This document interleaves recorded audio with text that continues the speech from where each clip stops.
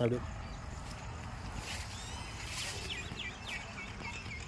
ஆஹா அதல்ல,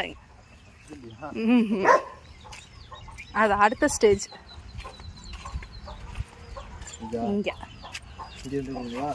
உன்னை பிடுங்குங்க, அடுத்து நான் பிடிங்கி தரேன்.